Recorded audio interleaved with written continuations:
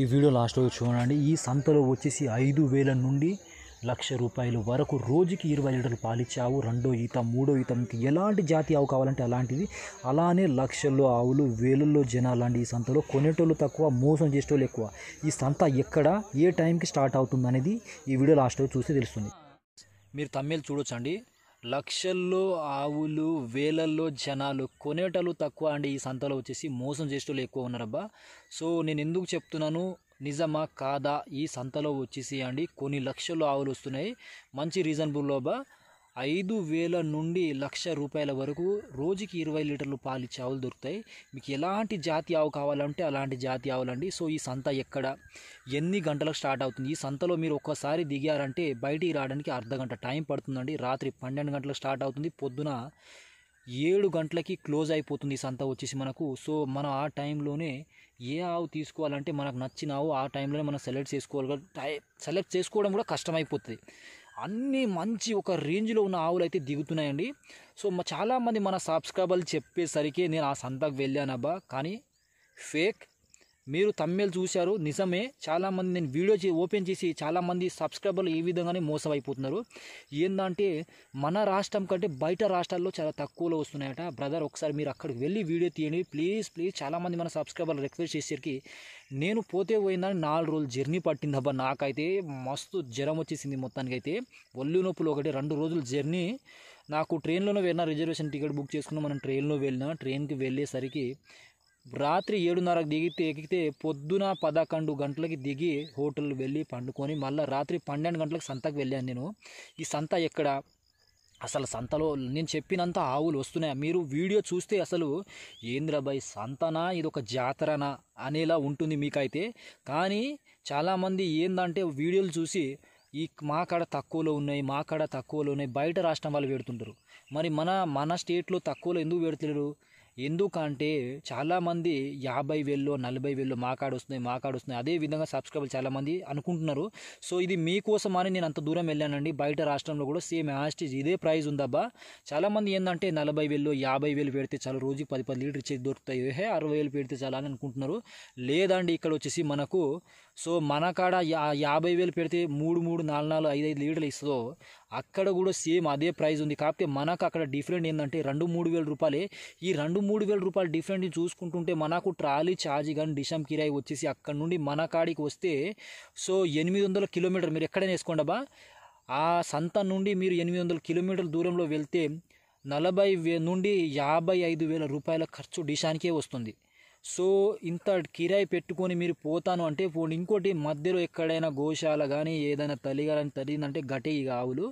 So మంచిగా ఉన్న వాళ్ళైతే తీసుకొస్తారు, కానీ ఇంత తక్కువ రేట్లో అయితే లేదండి. సో ఎవరైనా చాలామంది బిజినెస్ చేస్తున్న వాళ్ళు ఏం చేస్తున్నారంటే వివిధ సంతల నుండి తీసుకొస్తున్న వాళ్ళు చాలామంది అనుకుంటారు 2,000 3,000 4,000 వస్తున్నాయని.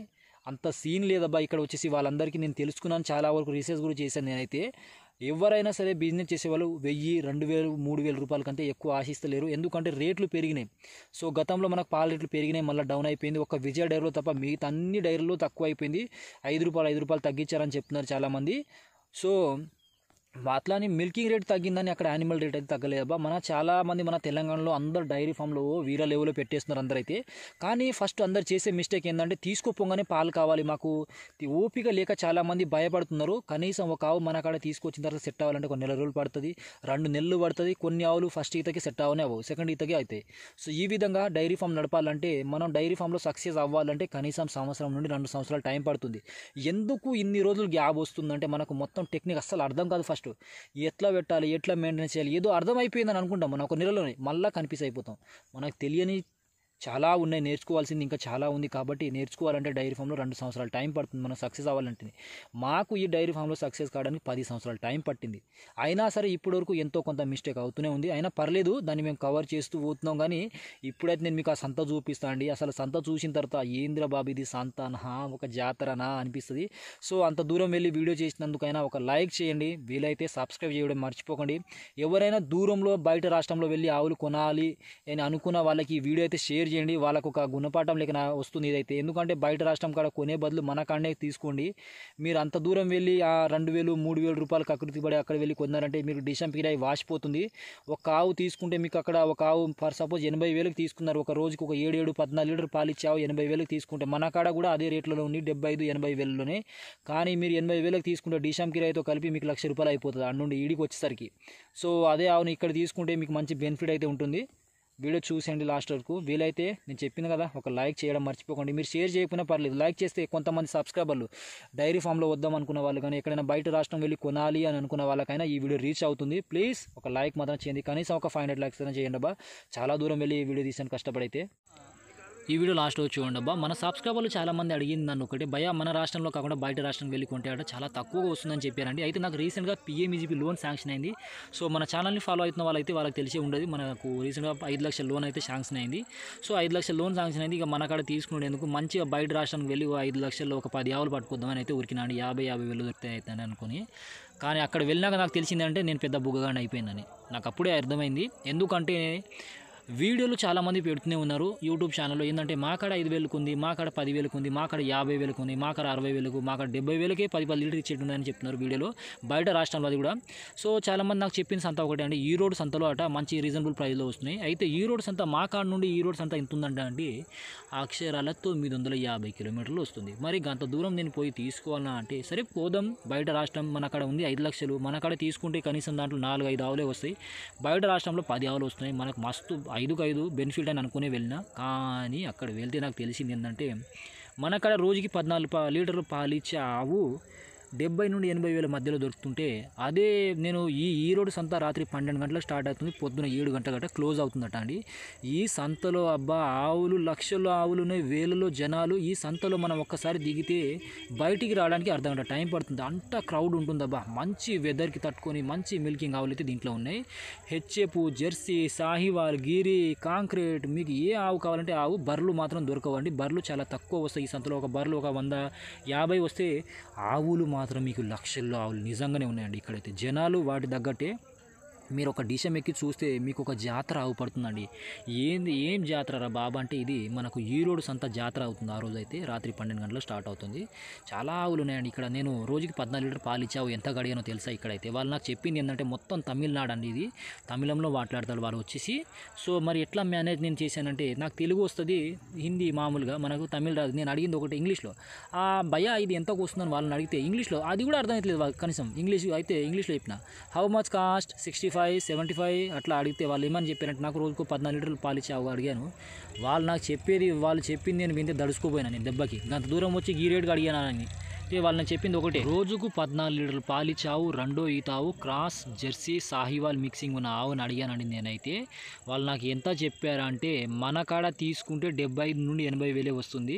సో ఈ రోడ్డు సంతలో నేను పొద్దున 4 గంటలకు అడిగాను, రేటు దిగుతాయట ఆ టైం కన్నా అడిగితే నాకు చెప్పింది 85,000 రూపాయలు.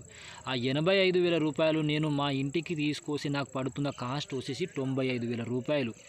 ఇంత దూరం వచ్చి గీ రేట్ ఏంద్రా అంటే పొద్దున 6 గంటలకు అడిగిన, మళ్ళీ 6 గంటలకు అంటే పాపం అటు ఇటు ఆయన కూడా అలసిపోయి విసుకుపోయిండేమో నేను బతలాడేసరికి అండి. లాస్ట్కి 75,000 రూపాయలకి ఇస్తా అని చెప్పిండు. 75,000కి పట్టుకొస్తే నాకు 15,000 రూపాయలు ఖర్చు ఒక ఆవు మీదనే. అంటే ఇక్కడ మనకు డిషం కిరాయి వచ్చేసి అండి 40,000 రూపాయలు డిషం కిరాయి, దారి ఖర్చులకు 10,000, మన తిండి తినడం కోసం ఒక 5,000, మొత్తానికి 55,000 డిషం కిరాయి. అదే మనకు చిన్న ట్రాలీ అయితే 25,000 రూపాయలు ట్రాలీ కిరాయి, మన దారి ఖర్చులకు 10,000, మన తిండికి దానికి దీనికని ఒక 5,000, 35,000 రూపాయలు.